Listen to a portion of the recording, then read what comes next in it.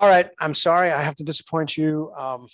Eileen's not able to join us today. Her husband had to have a medical procedure, so she had to bow out. So, but I apologize to disappoint you. So I'm going to do my best to at least get. It seemed like you all seemed excited about having her in. So if I can't get, I'll see if I can bring her in another date. If not her, maybe I can bring in couple of other folks that might be of interest, but I'm not gonna pre-commit because I don't want to disappoint you again. So we'll see if we can't get a couple of interesting folks to come visit.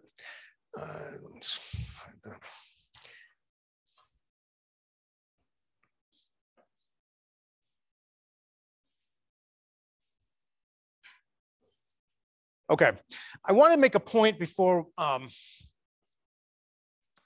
we can continue on. So we've been talking about the Hill-Burton Act, which from the 1940s on was using subsidies, federal subsidies, to increase the number of hospital beds. In addition to that, so that's an increase in the amount of supply of available hospital care. In addition to that, in 1965, we create Medicare and Medicaid, which creates additional demand for hospital services. So we have an increase both in supply and demand. The result is a lot more hospital services, right? Which is good in the sense that if you are poor, particularly living in a rural area, and you got cancer or got hurt, prior to that period, you might not have been able to, there might not have been a hospital to go to. And there might not, and if there was a hospital to go to, you might not have been able to afford it. So the combination of more hospitals and more people being able to afford to go because the federal government through Medicare and Medicaid was both paying to build the hospitals and paying for the care delivered in the hospitals, we see a huge expansion in the amount of care being provided. That results in this kind of realization in the, through the 70s and into the, and leading up to TEFRA.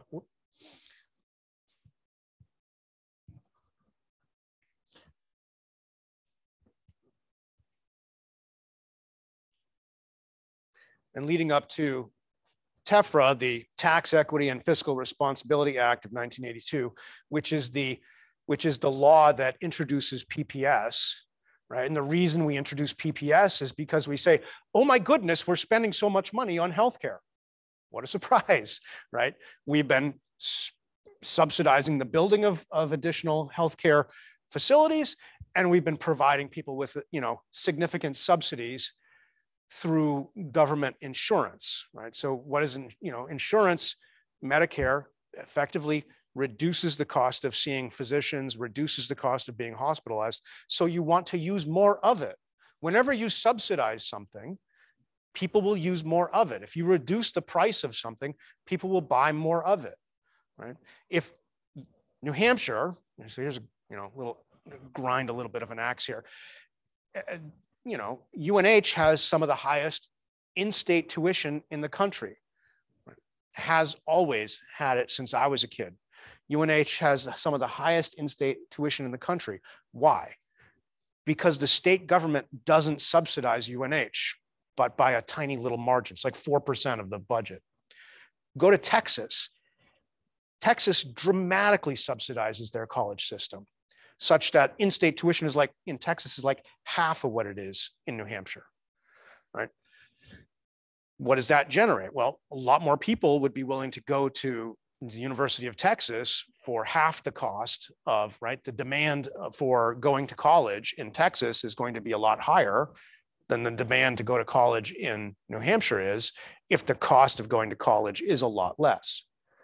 So, and that's a decision that's made by the, by the people of the state of New Hampshire that they don't want to subsidize education, is a decision that is made. I'm not going to offer either way on that because I clearly have a vested interest in the matter, right? As do all of you. But, let's assume you graduate and stay in New Hampshire. Well, once you've graduated, do you want the state of New Hampshire to start paying, subsidizing tuition after you've graduated? Well, maybe you do and maybe you don't, right? but that's going to come out of your pocket. So, we have a relatively low tax environment in New Hampshire, but as a result, you get relatively few subsidies. My point there, though, is if you make something cheaper, more people will want it, right? If it's a good thing, right? So college education is a good thing, all other things equal. Certainly not going to hurt you to be more educated. So if I lower the cost of tuition by providing more subsidies from the state, right, you'll probably get more people applying to come to UNH. And that's the same thing that happened in healthcare, right? With the creation of Medicare and Medicaid, we had a lot more people trying to access healthcare. And then at the same time, we also had an expansion of health insurance, private health insurance. And so we had a lot of people using private health insurance to access healthcare.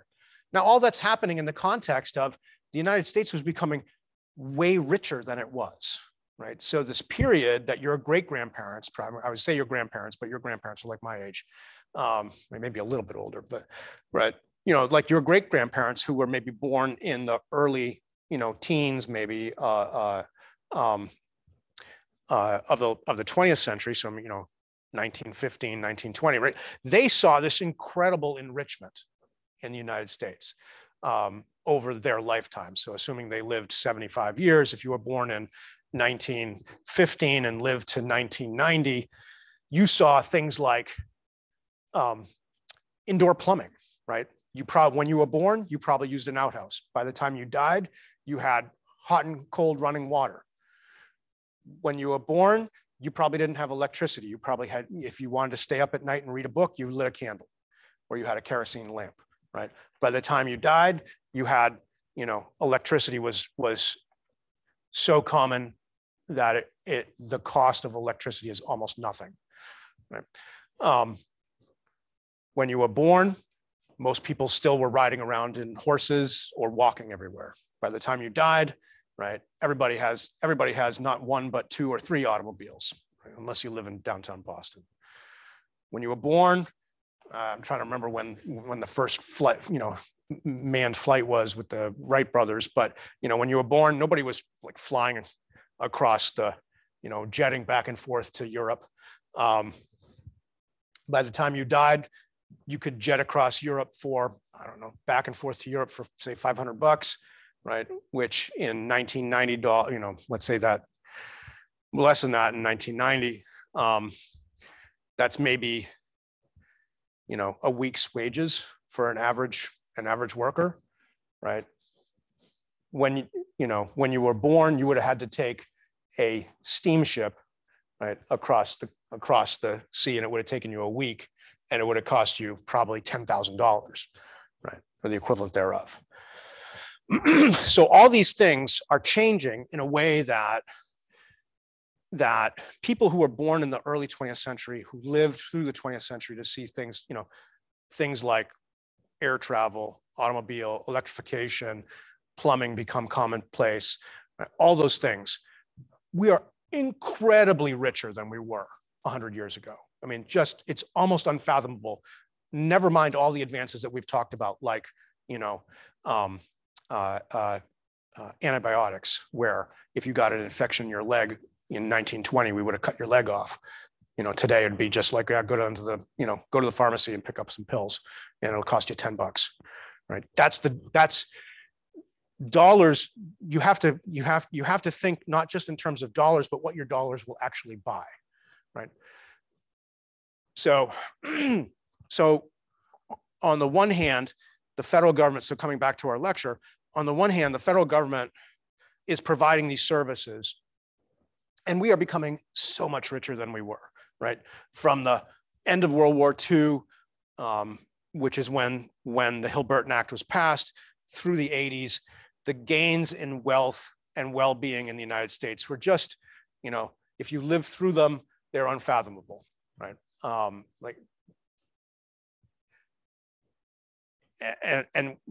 main changes in my lifetime, I would say, have been, the internet, which is a non-trivial, incredible thing that has both good and bad associated with it, but it is, in the long run, it is incredibly good in the sense of, like, when I was a kid, I mean, literally when I was your age, not even younger than that. So back in the late 80s, early 90s, if you ordered something, if you wanted to order something, like you couldn't find something in town, you'd get catalogs in the mail. You still get these catalogs, but you'd get a catalog from LL Bean or something. You're like, yeah, I want to get the new, I want to get some bean boots. You'd take a form out of the catalog, fill it out. I want LL Bean boots, product number 5522, right? You'd write a check, you'd put the check you'd take the check to the mail, you'd mail it to LL Bean, they'd get it a couple days later. And on the form, it would say allow 4 to 6 weeks for delivery. Now today, if you order, first of all, you're going to pick up your phone. If you want LL Bean boots, right? Aside from, you could just drive up to LL Bean and get them. But if you want LL Bean boots, and let's just say you don't live, in Southern New Hampshire, you're going to pick up your phone. You're going to log on to LL Bean, right? And you're going to say, click, click, click, send me LL Bean boots. And if they don't arrive in 3 days, you're pissed off, right? So, even in my lifetime, the world has changed in ways that I think are more subtle. Like, that's a more subtle change than having indoor plumbing and not having to go poop in the backyard, right? That's gross. But we continue to see these advances. So we were becoming incredibly more wealthy over this period of time, gave us a lot of confidence that we could do something. So Hill-Burton, I really want to make this point. The purpose of Hill-Burton, the explicit purpose of Hill-Burton, was to achieve 4.5 hospital beds per 1,000 people. So where does that come from? Right? Why do we know that? Why 4.5 hospital beds per person, per 1,000 persons? Well, seemed like a good idea, right? And we kept that target for a long, long time. So we were subsidizing the building of facilities. We were subsidizing the use of facilities. And so, of course, we get a lot more demand and we spend a lot more. And at some point, we all wake up and say, we are spending so much money on healthcare now. We need to do something. And so the federal government changes its approach and says, okay, we're not going to pay based on the cost of providing care anymore. We're going to tell you how much we're going to pay you in advance, prospectively, right? In advance, we're going to tell you how much we're going to pay for care. And you're going to have to live with that. The immediate effect is to reverse the effects of Hill-Burton, right? It is immediately to reduce so finally in 1980, we hit 4.5 beds and the federal government changes its position and immediately starts to, the effect of this new policy of PPS, right, which is part of TEFRA, is to immediately reverse the effects that we've been trying to achieve for the last 25 years. Because it turned out 4.5 beds wasn't actually what we wanted. What we wanted was good healthcare. So having lots of beds wasn't actually delivering high quality, low cost, accessible healthcare. It seemed like a good idea, right? But very rapidly, what we said instead was, hey, when we said, hey, we'll pay a fixed amount that we will determine in advance for different kinds of care, hospitals immediately started to reduce numbers of beds. So this is a problem of policy and health policy. And health policy, it's no different than any other kind of policy. So politicians, right, get together and they say, hey, we're going to set a policy. We're going to use the government to achieve a particular goal. And sometimes it's a good idea and sometimes it's not a good idea, but it's kind of entertaining to look at history and see when the government is cruising along on an idea like 4.5 beds per 1,000, and then all of a sudden realizes, whoa, hey, we're not getting what we meant to get here. What we wanted was access. Main thing there was access to care, right? If we had more beds, people would have more access. It would be cheaper. Hopefully, if it was subsidized, it would be cheaper. What we got instead was very smart people who run hospitals gaming the system, right? And admitting people for long periods of time probably longer as it turned out than they need to be admitted for, you know, and reducing pressure on innovation, because you don't really, I mean, like if you had, which would you rather have, right? Hernia repair, where they cut you wide open, do the repair, and then you spend a week in the hospital, or a hernia repair where they cut like 3 little cuts, 3 little like 1 centimeter cuts in your belly, do it laparoscopically, and then you're out same day or next day. Which one would you rather have? Clearly, you don't want to spend a week in the hospital recovering from a massive wound, right?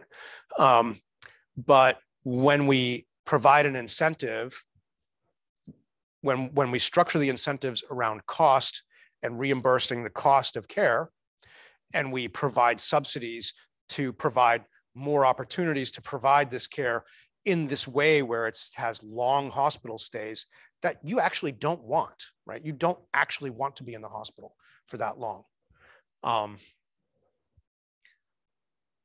PPS was a fantastic innovation, right? Hill-Burton was also probably a good idea in a way, but what it was focused on was a particular, it was a process input. So it wasn't focused on the actual delivery of care. It was focused on an input to providing care, right? Beds are an input to providing care. It rewarded more inputs, right? It subsidized more inputs into providing care. It didn't subsidize the things that we really want, which is cost, quality, access, right? We wanted more access. It does kind of help with access in the sense that if there's more beds, you'll have more access, but it doesn't really help with quality, and it doesn't help with cost, right? And that's that iron triangle we talked about, where it's really hard to hit all 3 of them at once. Well, Hill-Burton did a really good job of, access, but at a great increase in cost. And so then we kind of reverse directions with PPS, and the immediate effect is stays become shorter. As stays become shorter, hospitals, again, because they're run by smart people, figure out very quickly that they don't need as many beds as we don't need 4.5 beds per 1,000 anymore. Because when PPS comes into play and says, hey, we're going to pay you a fixed amount of money per discharge, per hospital stay, the very smart people who run the hospitals, the doctors and the hospital administrators, get to put their very smart heads together, and they say, how do we shave off cost, because we're getting the same revenue whether it's a 7-day stay or a 1-day stay. And they very quickly figure out how to drive a 7-day stay down to a 4-day stay, to a 3-day, to a 2-day, to a 1-day, to outpatient, right? To no stay. All of us would rather have an outpatient procedure than have to stay in a hospital for a week, right? And have to stay in that hospital for a week because we had a huge, a massive cut on our gut or on our leg or whatever, right? So, you get a knee surgery, some knee surgeries. You see probably some of your parents or your grandparents who have maybe had skiing accidents, that tore something in their knee, and they probably have scars that run 6-inch scars that run over their knees. That today would be would be a laparoscopic procedure. So PPS does a better job of rewarding quality than Hill-Burton did in the sense of rewarding access. So what we want to do with a good policy, right? A good policy rewards the outcome that we actually want. What's the outcome we actually want? Cost, quality, access, right? So we want good access, high quality, low cost. So PPS does a much better job, but not a perfect job of rewarding that, right? It's better than rewarding inputs like Hill-Burton said. So what are the inputs to care? Well, it's a hospital bed. That's Hill-Burton, right? It is doctors, nurses, technology. So those things are rewarded by cost plus models, right? So the more people you have, the more nurses and more doctors and so forth, well, that drives up cost. And if the hospital gets to keep some percentage on top of cost, then what you're rewarding them for doing is spending more, right? And that's what that's what Medicare did in its early stages, was it rewarded spending more, right? Because if it cost me $100 to provide your care and I got 5% on top of my costs, then I got $5. Well, if it cost me $200 to provide your care, then I get 5% on top of $200, which is $10. And since I want more money, right, I want to make more profit because that's my job as the hospital administrator, I'm going to figure out ways to increase the cost per visit, right, or per discharge. So, that's, I'm still providing care. I'm just not providing it as inexpensively as I could. So the next move, PPS, starts to undo a bunch of what Hill-Burton did. And I want you to have that in your mind as you go forward, not just as, for those of you who are not, not going to be going into healthcare, but just as citizens thinking about government policy going forward. So whether it is health policy or whether it is industrial policy of some sort, or, or farm policy, which we could talk all day about, which is a whole other, boondoggle.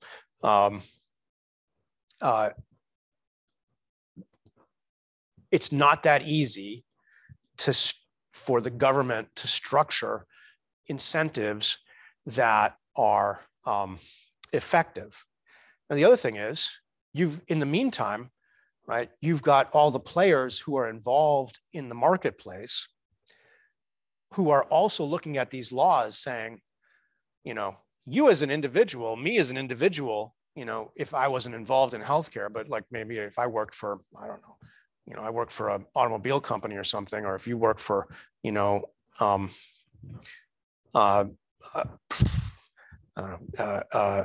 tech company when you graduate, right? How much are you really going to be paying attention to health policy? If you're not working in healthcare, you're not going to be paying that much attention to health policy. Who pays a lot of attention to health policy? Hospital administrators pay a lot of attention to health policy, right? Doctors pay a lot of attention to health policy. Or at least the professional organizations they belong to. So like, for example, some of you listened to the interview that I did with Steve Anand, the president of the New Hampshire Hospital Association, who's a great guy, who I like a lot. He's very supportive of UNH. And I'm not going to say anything bad about Steve. Steve's job is to advocate on behalf of, he's a lobbyist. His job is to advocate on behalf of the interests of hospitals. So his job is to try to get hospitals. And that job is to advocate with the state legislature, as well as our federal representatives, so our senators and our congressmen. He argues on behalf of the interests of the hospitals. The interest of the hospitals is they want to get paid more, right, for what they do. Now you could, and Steve will tell you, well, yes, and what they do is really important, and that's why I want to get them paid more, right?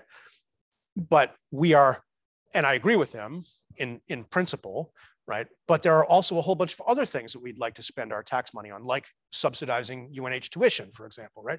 So you can do, like, there's a limited pot of money out there that you have to think about, because we can spend our tax money on subsidizing healthcare, or we can spend our money on subsidizing education, or we could spend our money on building roads and bridges, or we could spend our money on, subsidizing food for poor people, or we could spend our money on, and you could kind of keep that list going, but there's a limited amount of money, and there's a lot of people who are interested in getting that money, right? And so,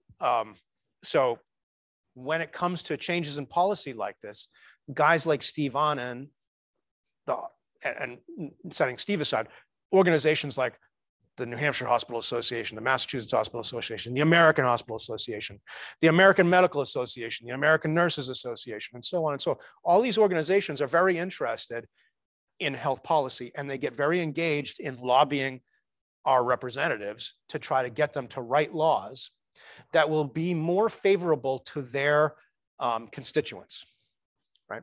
So for Steve, that's the New Hampshire hospitals. So Steve is very focused on trying to get an outcome that's favorable to the New Hampshire hospitals. That's his job. And so you can't, and so so you have to understand that when you talk to him. And the president of the American Medical Association's job is to try to get, a better deal for physicians. And the president of the American Nurses Association is trying to get a better deal for nurses. And sometimes those three organizations don't agree, right? They'll go start knocking each other, right? And arguing with each other and trying to get a better, because they don't agree. But often they all agree that they all ought to be paid more, right? And that we all ought to subsidize that. The problem is that that comes at the expense of something else, like subsidizing tuition, for example. So you have to bear that in mind, that there's an interested group, right? That's always, so I talked about the bootleggers and Baptists story where, right, there's always a group that's saying, something like, so healthcare is a great example of that. People will say, we need more, more access to health insurance, right? Health insurance needs to be cheaper. And the hospital association will totally get on board with that and say, yes, absolutely. We need health insurance to be cheaper. Why do they want health insurance to be cheaper? Well, because if health insurance is cheaper, you're more likely to buy it. And so and if you have health insurance, you're more likely to use care at a hospital, and you're less concerned about the cost of the care that the hospital provides you because your health insurance is covering it. And so that makes the hospitals better off. But you as a taxpayer are paying that, right? Or we as taxpayers are paying for that subsidy. And so that may not actually be in our society's best interest as a whole. It may be of interest to a particular lobbying group. And I'm picking on healthcare lobbying because I happen to know Steve, who again is a great guy. I'm not saying anything. He does a good job. But bear in mind, he represents a particular constituency, as do all lobbyists, right? So you'll have tech lobbyists, you'll have education lobbyists, you'll have all these people, and they're all focused on their own narrow set of interests, which may not line up with the interests of you as a taxpayer. So that's something to just think about as you go forward. You may agree with it. You may 100% agree with what the lobbyists are saying.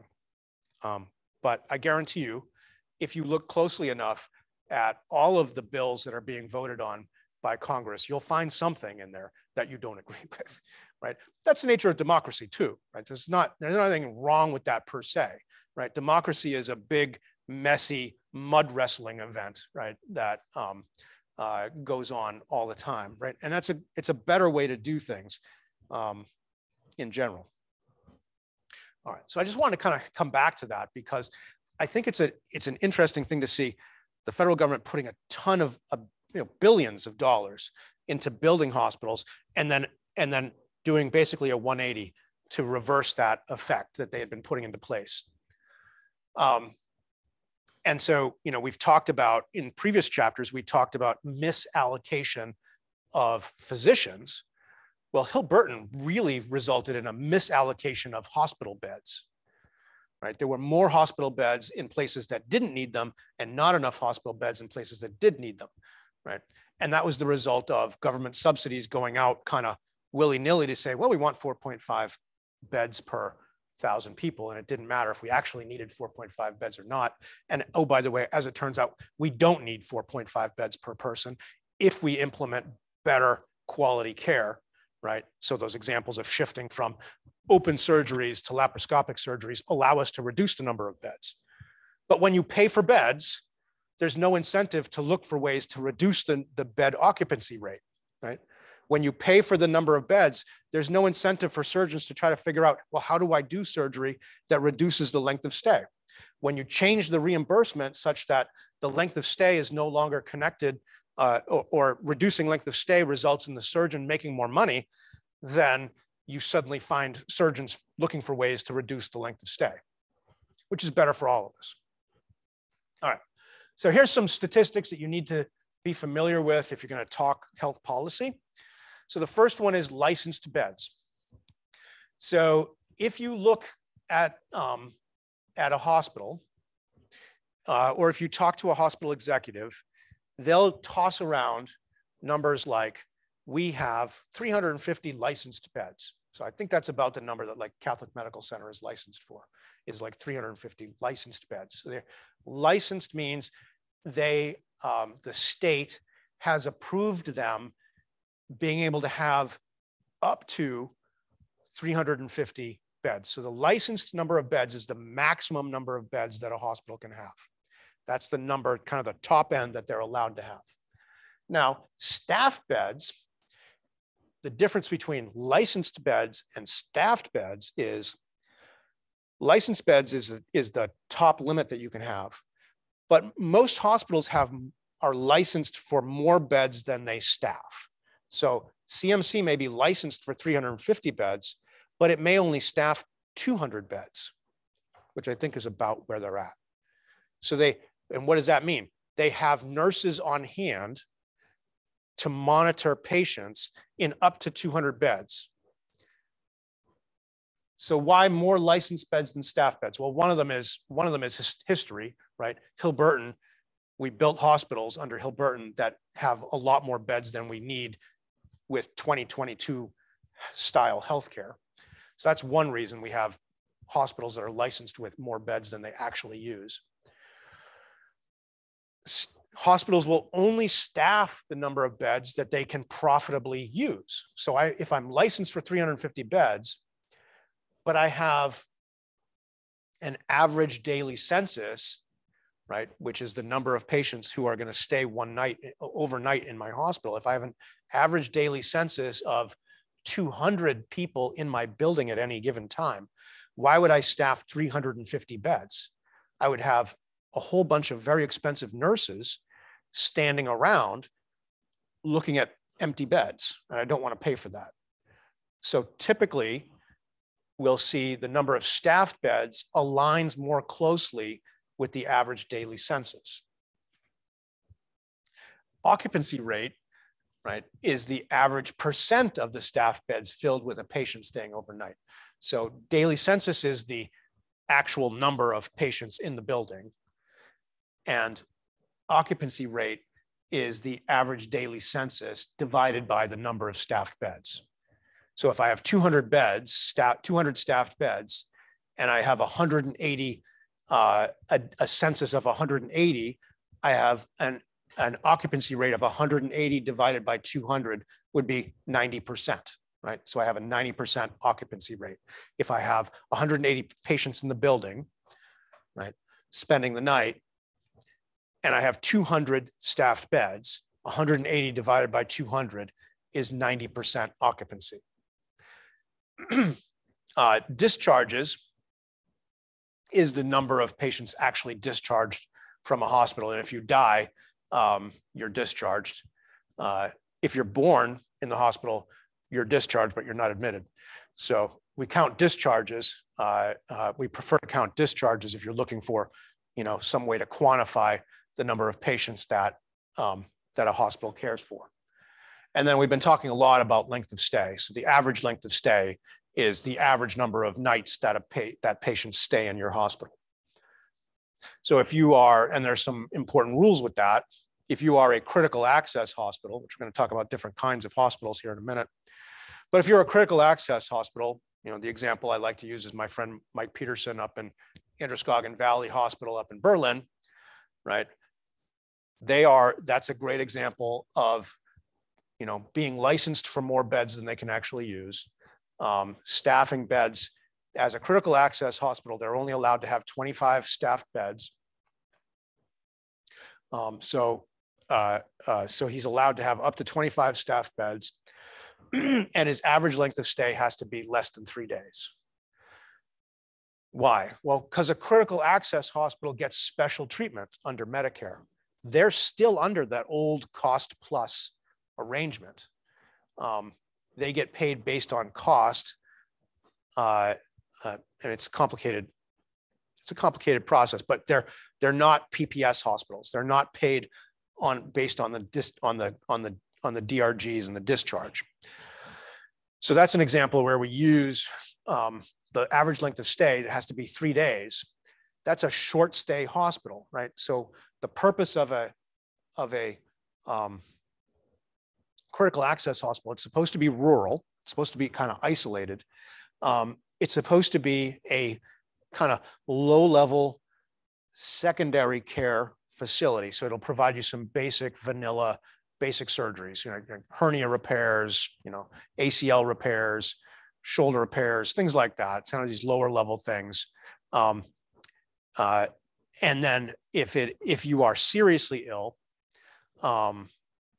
you are going to be evacuated from there, transferred from there to a higher level care. So if you're in Berlin and you're having a stroke, right, they don't have the capacity. They have the capacity to stabilize you in their ED, but they're not going to keep you at Androscoggin. They're going to life flight you. So the Dartmouth Hitchcock life flight helicopter is going to fly over to Berlin, pick you up, and take you back to Dartmouth for higher level care, where you're going to wind up staying there for a long period of time. So critical access hospitals, we're going to talk about different, I'm just getting a little bit ahead of the slides. We're going to talk about all these different kinds of hospitals. But critical access hospitals were created, well, they existed, but the status was created so that they wouldn't shut down, right? When we shifted to PPS, all these hospitals started going out of business because they couldn't afford to operate their buildings and staff their hospitals based on PPS payments if they weren't large enough. But we recognize that places like Berlin with 10,000 people can't support a hospital under this PPS reimbursement. So we had to come up with a different method. So we kept them under cost plus. And they're basically just, I mean, Mike would object to this, but they're basically like emergency rooms on steroids, right? Their main function is they're meant to provide you a place to get kind of that lower level secondary care, right? Provide emergency services so that you're not living up in the North Country, right? And the closest emergency room is a 3-hour drive away, right? So that's their main function. And then also OB to provide safe place for women to have, healthy pregnancy. If you have a high risk pregnancy, you're not going to have it. You're not going to have your baby at Androscoggin. As lovely as all the folks are there, they're not equipped to, they don't have a NICU, a neonatal ICU, so that if your baby comes, really early, they can't care for your baby, right? So you're not going to have a complex pregnancy and deliver at Androscoggin. But if you're a young, healthy woman having, your second child and your first child was a normal vaginal delivery and everything was good, it's a perfectly good place to have your baby, right? Probably be taken care of by a nurse midwife, overseen by a family medicine doctor, right? Not cared for by a team of OB physicians, right? There's no kind of backup there, but those hospitals provide a key critical source of infrastructure for rural communities, right? Berlin would be much worse off if Androscoggin Valley went away. So they provide a really important service to their community. All right, so these are kind of some really important, this is some really important terminology that you should know when you're thinking about hospitals, and you should know for the exam. All right. So hospitals, there's a whole bunch of different kinds of hospitals. And we've got a bunch of different ways to think about hospitals. So community hospitals provide, as the name implies, a general care to the community that they're in. So they provide general, like a full range of services. Then we have psychiatric hospitals, which are specialized, so non-federal psychiatric hospitals. These are specialized hospitals that provide psychiatric care. New Hampshire is notoriously underbedded for psychiatric care. We don't have enough psych beds in the state. So if you have a loved one who has a psychiatric illness and you take them to, say, Androscoggin Valley to the emergency department because they're having, some sort of problem, there are likely not enough. So we have the state hospital in Concord, state mental health hospital in Concord, doesn't have enough beds to take care of all of the severely mentally ill people in the state of New Hampshire. So what happens is very often your loved one will be admitted, will be stuck you'll take them to the emergency department and they will be stuck there because there's no bed for the hospital to refer them out to discharge them to, or to transfer them to. We have had people stuck in emergency departments who are having major psychiatric illnesses for days and weeks in New Hampshire, right? So someone who might be suicidal, have suicidal ideation, might be severely depressed, might have a range of psychiatric issues. There are no beds for them to be transferred to, and so they're cared for in an emergency department. Now, most of us have been in emergency departments, right? Would you want to spend 24 hours in an emergency department as a patient? No, it's a pretty awful place to be, right? It's noisy, people are moving around, there's no privacy, right? Imagine being stuck there for weeks. And imagine if you are, imagine then you're stuck for weeks in that environment and you're in the middle of a mental health crisis. That's New Hampshire. So we have a lot of problems with that. And it's a thing that I talk about with my colleagues like Mike Peterson and the other CEOs and senior leaders in healthcare in the state talk about it all the time, that it's a problem. They don't have the money. Psychiatric care doesn't pay well, right? So the reimbursement for psychiatric care is very low.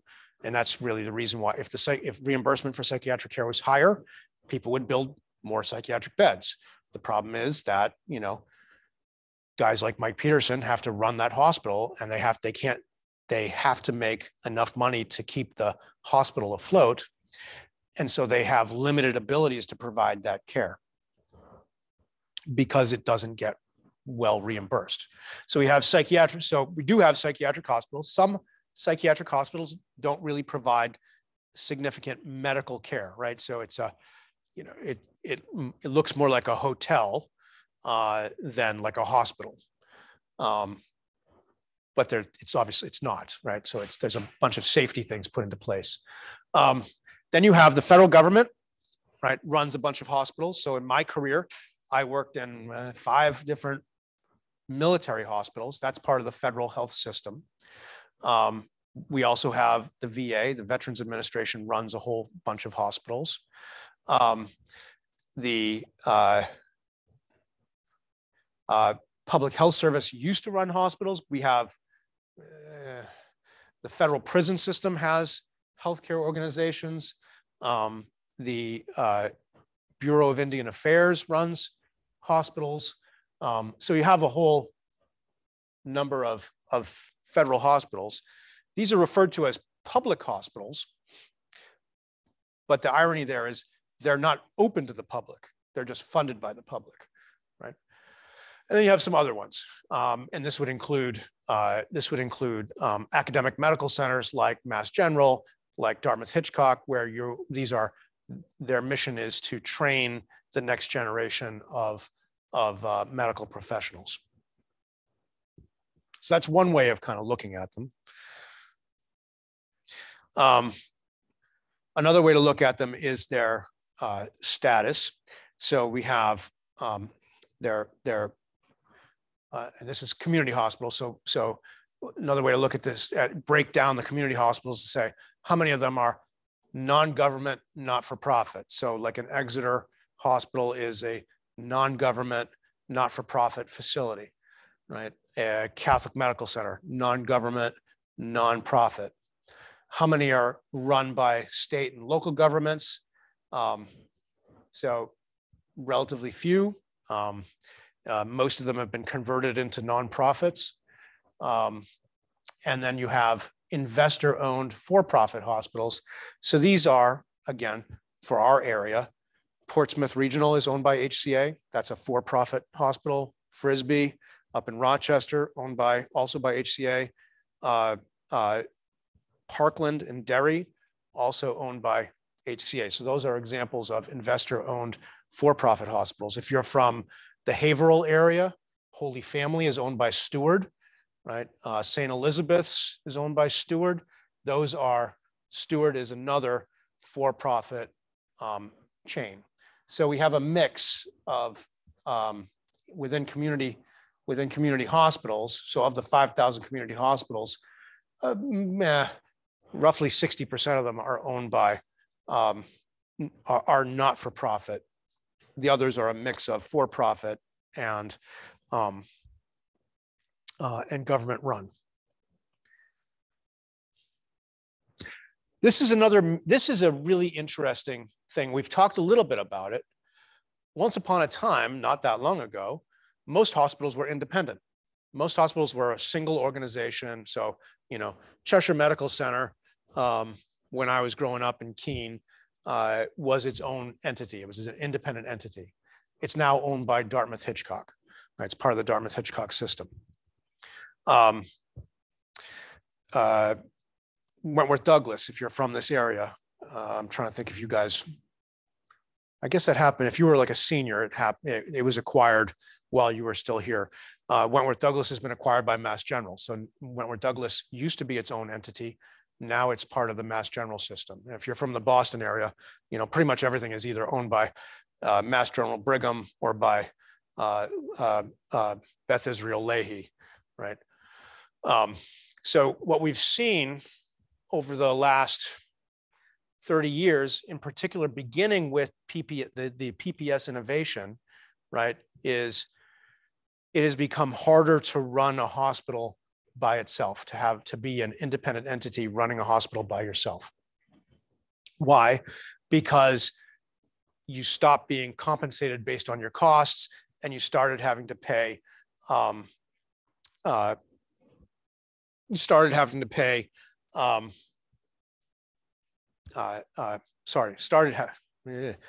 you stopped being compensated based on your costs and you started being compensated based on a fixed reimbursement. That forced everybody to try to find ways to cut costs.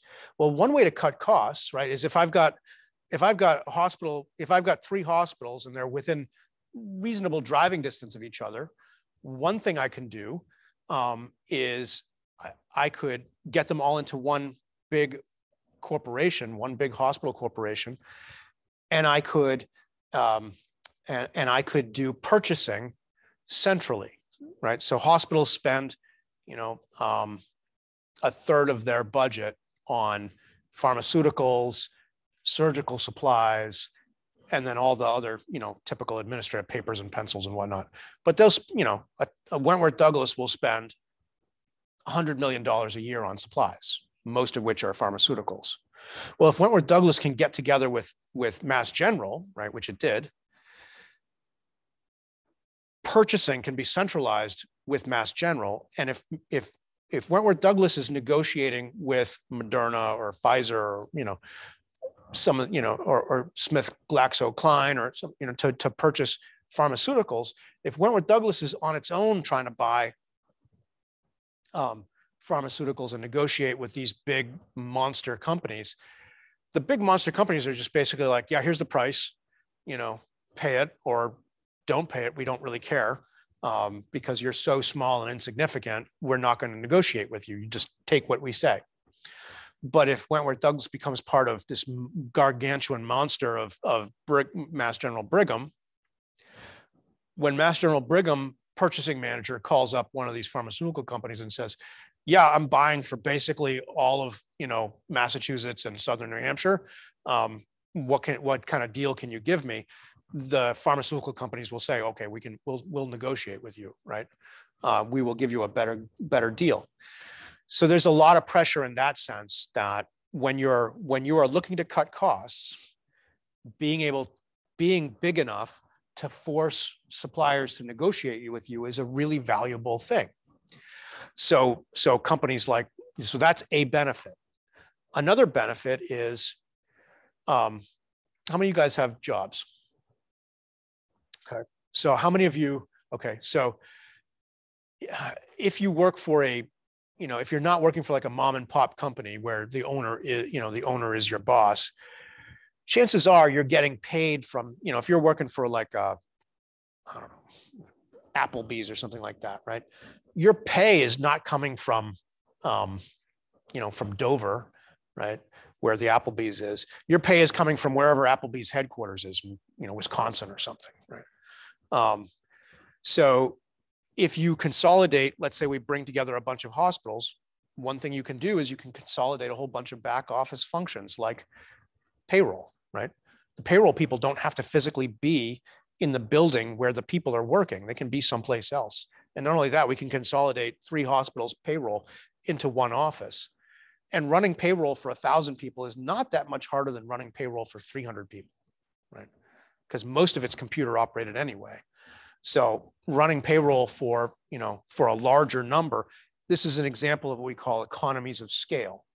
So I can run payroll for 1,000 people with say 2 people, or I can run one, if I have 1,000 employees scattered across 3 organizations, I can maybe run it with 2 people, or I can have 1 person at each of the 3 facilities. So if I consolidate it, right?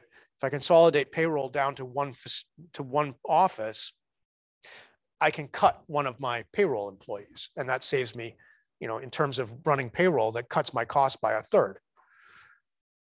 So those are the things, that's a lot of the pressure that hospitals are under to become part of systems, is you can take all the back office stuff. Finance, right, is another great example. If you're getting your healthcare at Wentworth Douglas, there used to be there still is a billing office there, right? But it's really just kind of the front end of the billing office. The real billing office is now down in Chelmsford or something like that. I don't know, someplace down in Massachusetts, because the real billing is all done centrally for the entire Mass General Brigham system, right? There's a big building that does all of the billing for all of the whole system. And then you have some front end people who actually meet face to face with patients. But all of the, crunching of the numbers and stuff is done in a consolidated space. So that cuts all this redundancy. Again, it's called an economy of scale. So that's so purchasing, back office support like finance, these are things that can really easily be consolidated in a system, and you can eliminate a lot of redundant jobs, right? Which allows the organization to cut costs, because under PPS, everything is about cutting costs. Whereas under Cost Plus, everything was about trying to make costs bigger. And we don't, so then on top of that, if you're Wentworth Douglas and you're negotiating reimbursement now, so now we were talking about costs, but now we're talking about revenues, right? If you're Wentworth Douglas and you're trying to negotiate reimbursement with Blue Cross of New Hampshire, or Anthem, right? Now it's Anthem. If you're trying to negotiate with Cigna, if you're trying to negotiate with so on, right, or whoever, if you're just little dinky Wentworth Douglas, again, big insurance company, little hospital, the insurance company says, if you're not going to take that, if you're not going to, you'll take the $1,000 per, treatment that we're telling you, or we'll send our patients to Exeter, right? And so Wentworth Douglas basically is a price taker in that case, right? They just take whatever's offered. But if Wentworth Douglas now gets together with Mass General, right? If we can start to consolidate, in particular,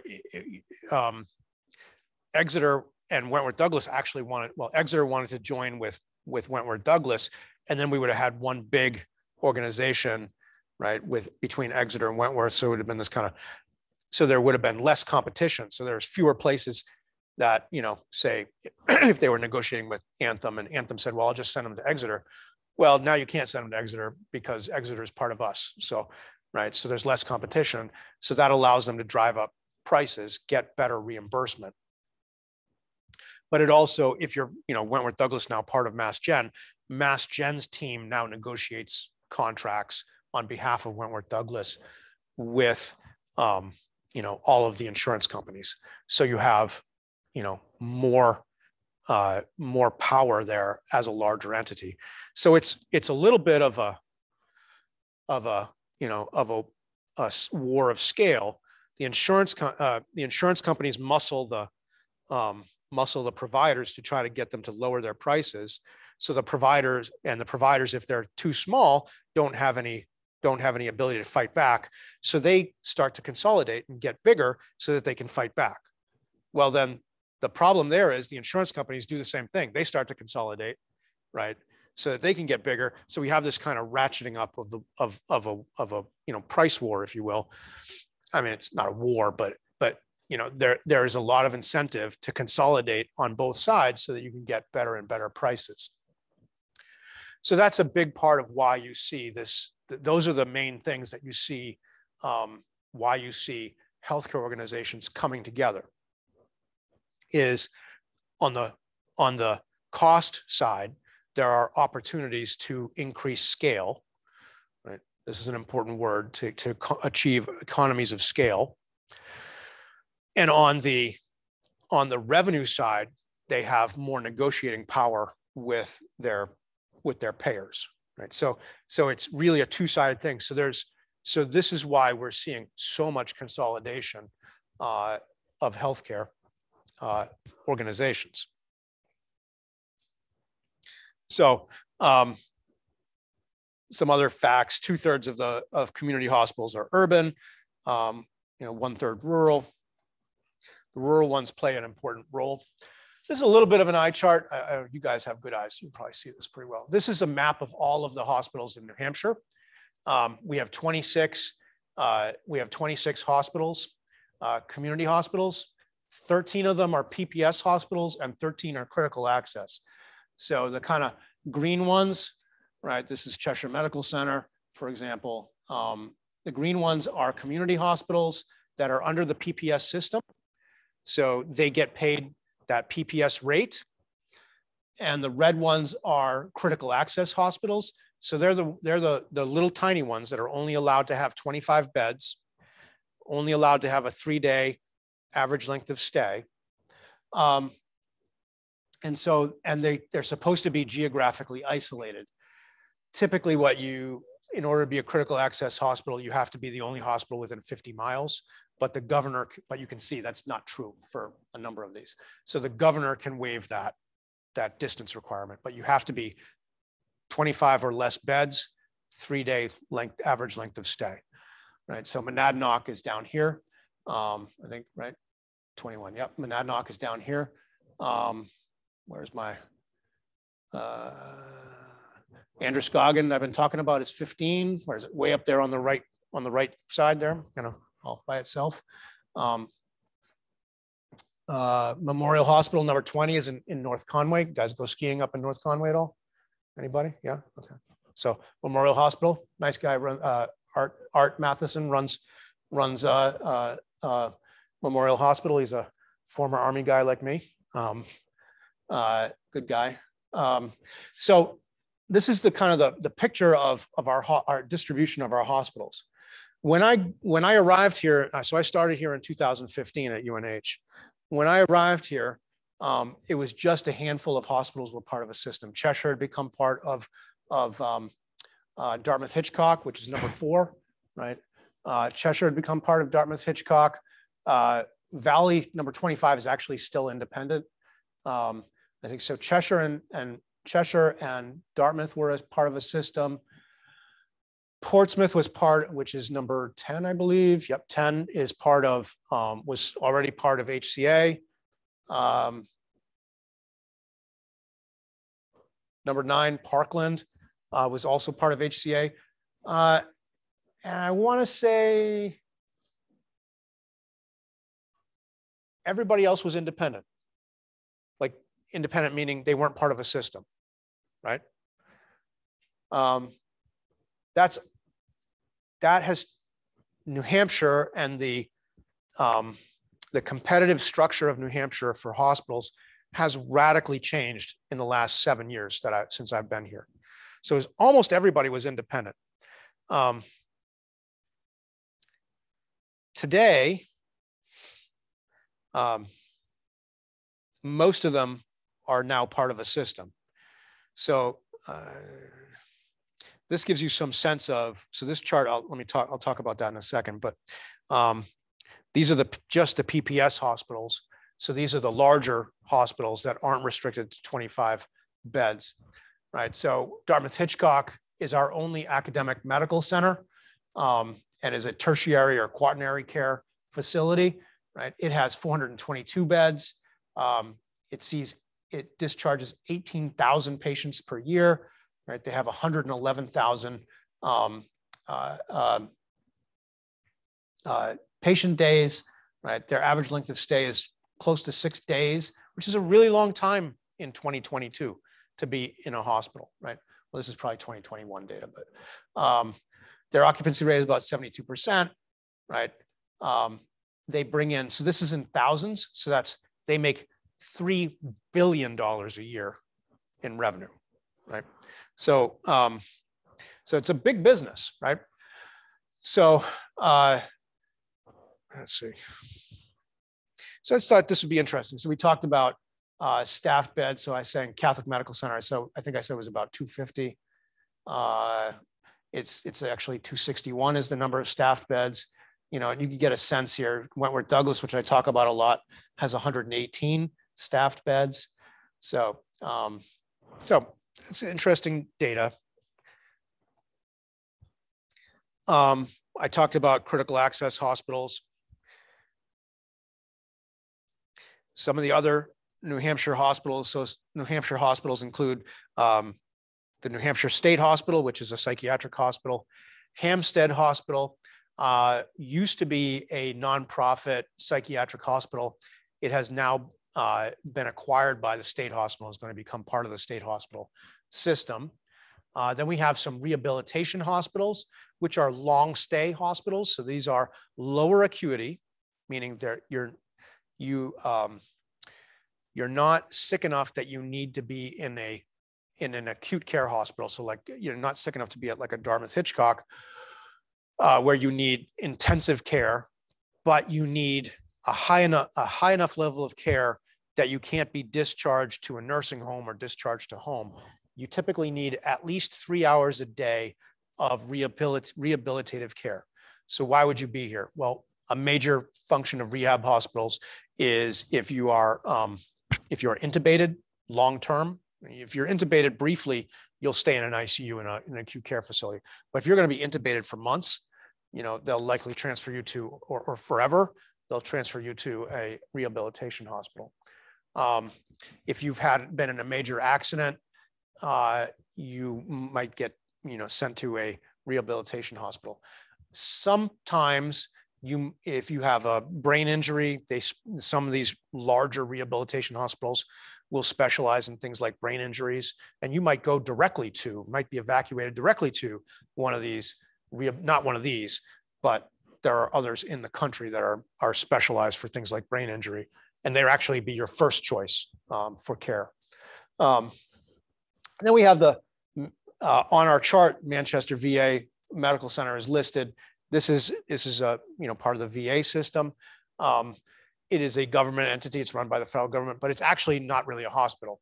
It is outpatient only. So it's really a large clinic. Let me back up for a second.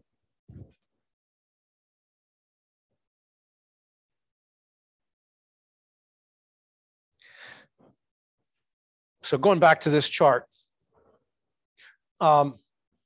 Catholic Medical Center, for example, is just kind of run through some of the musical chairs that have been happening in the last 7 years. Catholic Medical Center acquired So Catholic is number 1. Where's 1? It's in Manchester. 1 and 5. Yep. So Manchester's right here. Catholic Medical Center acquired Memorial Hospital and the one in Wolfboro.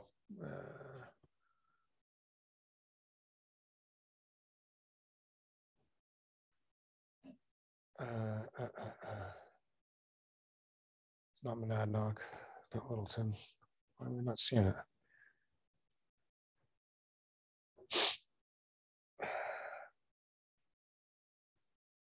And I'm blanking on the name. Anybody from Wolfboro? Hospital in Wolfboro?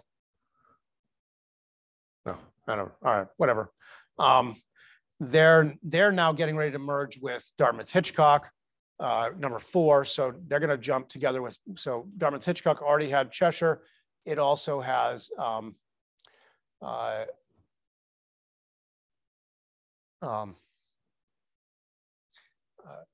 So they've got. They're probably going to get AVH. Wentworth Douglas has gone to Wentworth Douglas has gone to Mass General, like I talked about. I've been talking about AVH, number 15, has joined up with Weeks, number 26, and number, I want to say 24, 15, 26, and 24, I think it is. They've formed a system now. It's the only system in the country that all of the hospitals in the system are critical access hospitals. Anyway, I should draw a new map to show all of the consolidation. But basically, and just recently, LRG went with LRG Healthcare, so out of Lakes Region Hospital went with Concord Hospital. I'm trying to think. I think everybody now is part of a system.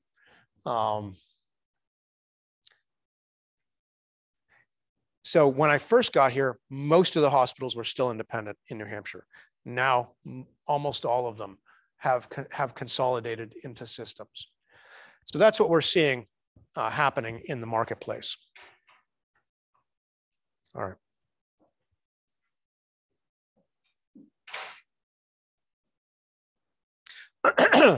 So governance, this is also an important thing to understand. Hospitals are weird organizations, right? If you didn't kind of already have that sense, you should, I want to make it super clear. Hospitals are weird organizations. So if you were a historically, because it gets messier when you get into systems, but let's imagine historically Wentworth Douglas or Exeter Hospital for that matter. Actually, Exeter is still independent. They have just announced that they plan to merge into the Leahy, Beth Israel Leahy system. But for now, they're independent. So this is a good example. Exeter Hospital. Exeter Hospital is governed at its highest level by its board of trustees. So every corporation has a board of either trustees or a board of directors. If you're a not-for-profit, you have a board of trustees. You are entrusted with the care of this organization. If you are a for-profit entity, any for-profit entity, and you are a corporation, you have a board of directors, right? So if you were to start a business and create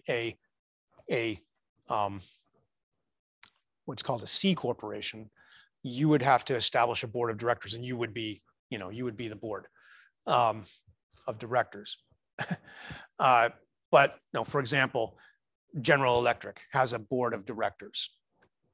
And what the board of directors for a for-profit company, what the board of directors does, if it's a publicly traded company, meaning it sells, you can buy and sell its stock.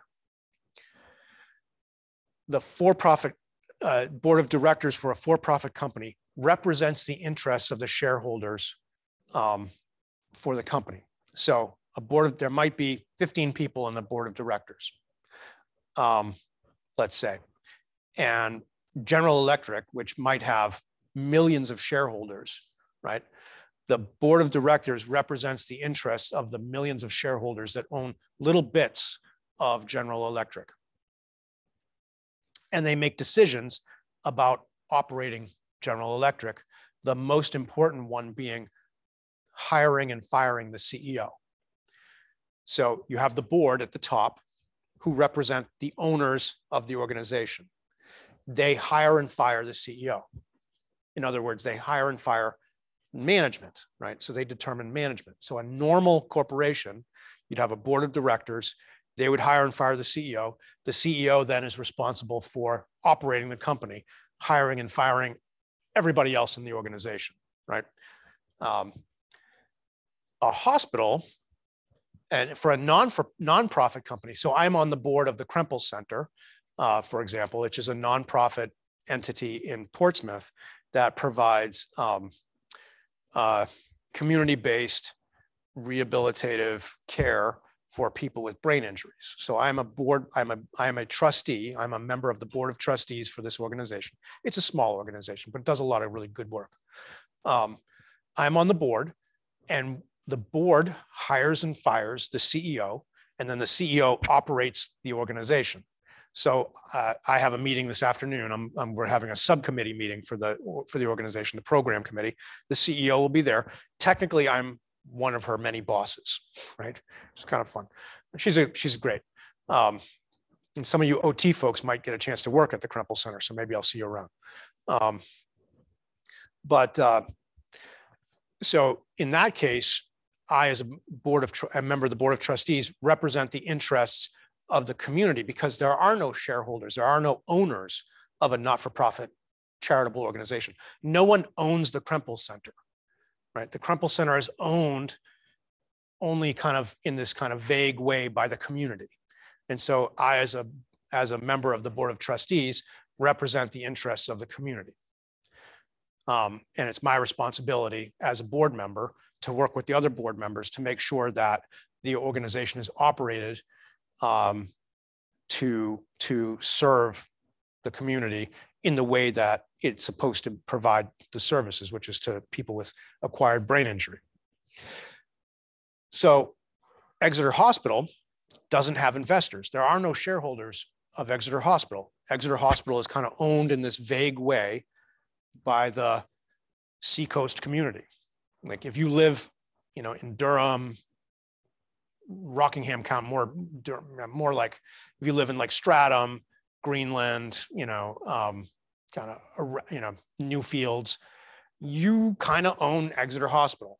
But I say kind of because you don't actually own it.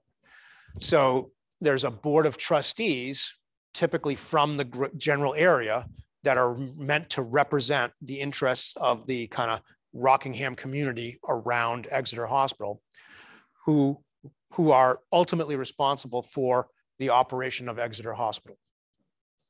Their perhaps most important thing is to hire and fire the CEO.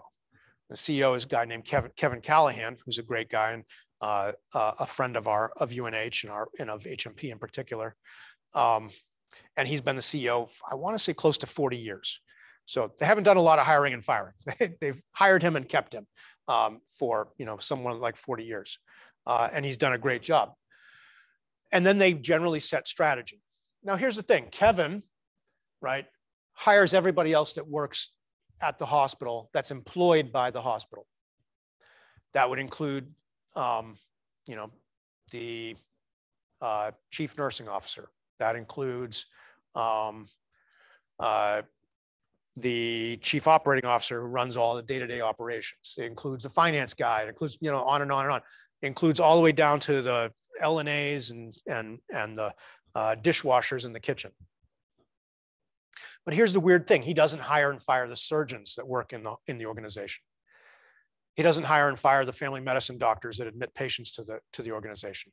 He doesn't hire and fire the